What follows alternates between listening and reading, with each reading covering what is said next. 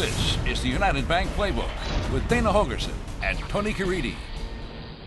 With head coach Dana Holgorsen, we welcome you in. And so it's odd, isn't it, that you've got this off week, game number 2 of the season. Have you ever had an off week this early on? No, it usually becomes after 3 or 4 or later in the year. So not after week 1. I don't know how I feel about it, to be honest with you. I mean, there's not much I can do about it, so we're just going to make the most of it and go out there and practice more and try to get a little bit better and make some corrections, and then we'll worry about James Madison next week. You said in your Tuesday press conference that you guys are going to play real football here in practice early on in the week, so obviously you're trying to maintain an edge that they showed there in their opener. Yeah, which our guys like to play that way anyway. They like to get out there and they like to play ball, and the best way to do it is to put the ball down and go play. So we'll do a lot of fundamental work. There's a lot of special teams work that we can work on, and then we need to keep in game mode, which is putting the ball down and playing it. So we'll get better at it this week.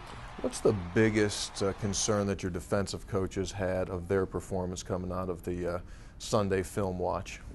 Critical downs, not being great on critical downs, which is not busted assignments. It's not lack of effort. It's not want to or try hard. It's simply just missing tackles, which we had a lot of young kids out there that had never been put in that situation before in a real college game. So. And that's one of the things that we'll work on here this week in practice, is just to make sure that we're trying to tackle a little bit better. If you tackle better, you get off the field on third down, there becomes less plays, there becomes less points. Are you one of those guys that truly believes that you get better from your first year, second game more than at any time this season? Well, I don't know, because it's an off week. So we hope so. We hope so. And yes, there's going to be, because it doesn't matter if you win or lose, there's going to be a bunch of things you need to correct. So those who can get them corrected and get better at them are the teams that are going to continue to win. Anyone, and I know you don't like to name names, but has there been a player or two that just did that in your eyes coming out of that first game?